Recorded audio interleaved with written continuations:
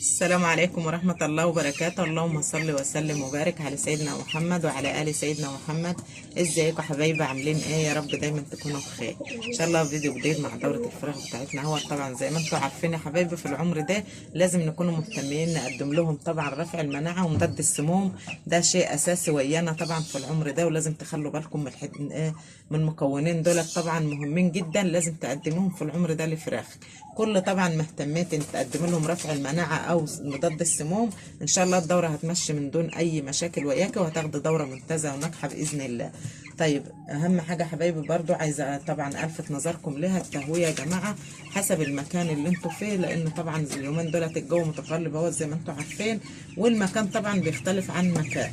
فخلوا بالكم طبعا من فتحات التهويه. لو انت مفتحه جامد بالنهار هتقفلي شويه بالليل، فمش هتقفلي خالص طبعا، بحيث طبعا لو دفيتي جامد وبدات انك تصبحي طبعا تفتحي، فخلي نسبه الفتحات تكون مظبوطه من داخل المكان، سواء بالليل سواء بالنهار. ففتحات النهار هتكون زياده شويه، هتقفلي بالليل شويه. اهم حاجه تخلي بالك في الجو اللي انت في المكان اللي انت فيه، وعلى حسب الجو طبعا اتعاملي ويا دورة الفراخ بحيث ما تنضرش وياكي ويقابلك اي مشاكل طبعا وياه.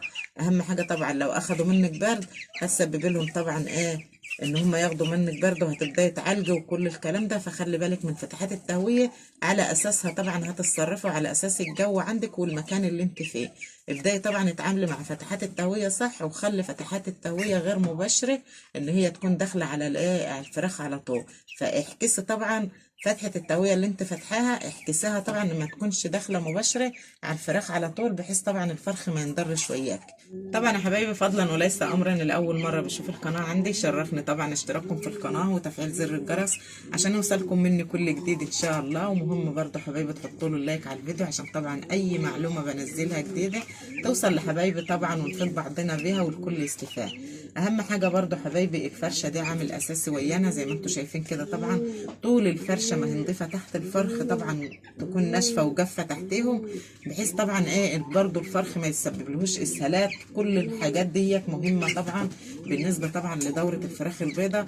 اهم حاجه طبعا الفرشه وفتحات التهويه، هتخلي بالك منها كويس جدا، هتعرفي كل اي اعراض تبان مع الفرخ وياكي. لو انت اهتمتي بالفرشه هتعرفك اي اعراض تبان عند الفرخ وياكي، وعلى اساسه هتبداي طبعا تتصرفي على طول. عندكم خلطات كتيره طبعا لجميع كل حاجه بالنسبه للفرخ الابيض. ان شاء الله لو دخلت على القناه هتستفادي اكتر، وان شاء الله هقابلك معلومات مهمه. اهم حاجه طبعا نخلوا بالنا من كل حاجه، خاصه طبعا لو الجو متقلب عندك في المكان اللي انت فيه، خلي بالك من فتحات التهويه، والفرشه دي عامل اساسي وياك. اهم حاجه برضو حبايبي تخلوا بالكم كويس، خاصه اليومين دولت واحنا بدأنا في شهر 9، فخلوا بالكم من كل حاجه، بحيث طبعا الجو النهارده غير بكره. الجو عندي خلاف مثلا المكان اللي انت فيه، كل طبعا مكان بيختلف عن مكان. تعالوا بقى نخش على الخلطه ونشوف المكونات المهمه اللي فيها. طبعا لرفع المناعه ممتاز جدا جدا لو انت اهتميتي بالمكون اللي ويانا النهارده ده، وبدات طبعا تنفذيه لهم على طول.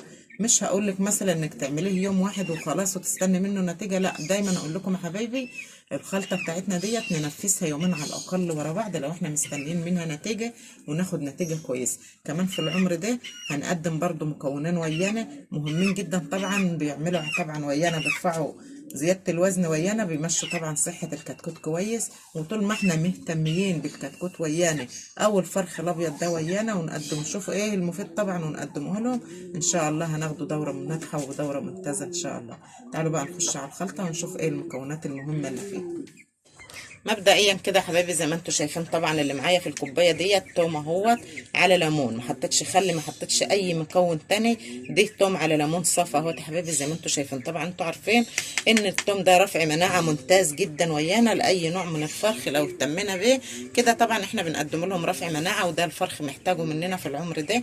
هتبداي طبعا اهو زي ما انتم شايفين كده، لازم طبعا تصفيه بالطريقه ديت لو انت حاطه في سقايه اهو كده.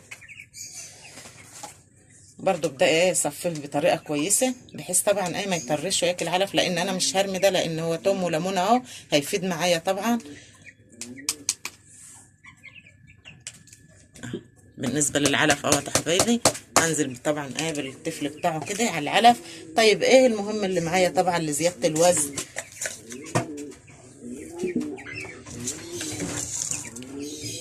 معلقه الحلبه دي حبايبي موثوقهمش عليها طبعا. لو انت بداتي تهتمي بيها تقدميها للفراخ البيضة عندك، ابداي طبعا قدميها وعلى الطريقه ديت وبالطريقه الصحيحه اللي انا بشرحها لكم دي، وشوفي طبعا هتاخدي اوزان ايه. ان شاء الله هتاخدي احلى اوزان وياكي. الحلبه دي جميله جدا لو بدات تجيبيها بذور طبعا من عند العطار وبدات تطحنيها في كبه الخلاط وتعمليها طبعا معلقه على الثوم او على البصل، ان شاء الله هتاخدي احلى تربيه فراخ وياكي واحلى دوره فراخ. بس اهم حاجه تعملي طبعا الخلطه بتاعتك صح. طب ايه كمان المكون اللي احنا هنضيفه ويا الخلطه دي النهارده وبرده مهم ويانا حبايبي؟ اهو معلقه كزبره. الكزبره دي بقى لمشاكل البرد، ما برضه ما اقولكمش عليها، يبقى دي كده ايه احنا بنقدم. شايفين الخلطه دي جميله جدا بقى للبرد لزياده الوزن، هتعمل على كل حاجه وياكي. مكوناتها سهله وبسيطه، هي ما كلفتناش حاجه، بس طبعا بتدينا نتيجه كويسه. وكل ما طبعا ما حطيتي اعشاب للفراخ ان هي بتجذب الفرخ ان هو ياكل، ريحه الاعشاب كفيله جدا تجذب الفرخ ان هو ياكل وياكي بزياده، وده طبعا اللي الفرخ محتاجه مننا. طبعا يا حبايبي زي ما انتم شايفين طبعا خلطتنا النهارده سهله وبسيطه ما كلفتناش حاجه. التوم ده طبعا والليمون رافع مناعه ممتاز ويانا. كمان بالنسبه طبعا للحلبه دي كفيله جدا طبعا لتعليه الاوزان ويانا، بتدينا نتيجه كويسه جدا لاي نوع من الطائر وياكي. لو بدات طبعا تهتمي بالحلبه دي وتقدمها لهم ان شاء الله هتاخدي نتيجه كويسه جدا بالنسبه لتعليه الاوزان. كمان الكزبره حبايبي لمشاكل البرد بقى جميله جدا ويانا، وده طبعا اللي الدوره محتاجاه مننا. ودايما اقول لكم تربيه الاعشاب بتدينا نتيجه كويسه جدا بالنسبه لتعليه الاوزان. بالنسبه لاي مشاكل من البرد عندكم خلطات جميله طبعا على القناه، لو انتوا طبعا دخلتوا على القناه كده ان شاء الله هتستفادوا جدا. وكمان مهم جدا ان احنا نشوف ايه المفيد ويانا بالنسبه للدوره ونبدا نقدمه لهم على طول. ده طبعا لو هيفيد ويانا الدوره وهيدينا نتيجه احسن. فالحاجه هو زي ما انتم شايفين طبعا الاعشاب دي مش هتكلفنا حاجه فبتدينا نتيجه كويسه بالنسبه طبعا للطعم. بالنسبه لرفع الاوزان ويانا نتيجتها كويسه جدا ويانا حبايبي. تربيه الاعشاب سهله وبسيطه وما هي تكلفناش حاجه بالنسبه للمصاريف ولا حاجه. ودايما اقول لكم اهتموا طبعا بكل حاجه عند الفرخ الابيض ان شاء الله هتاخدي نتيجه افضل باذن الله.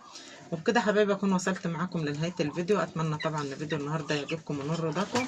لو عجبكم الفيديو بقى ما تنسونوش في اللايك والاشتراك. والسلام عليكم ورحمه الله وبركاته.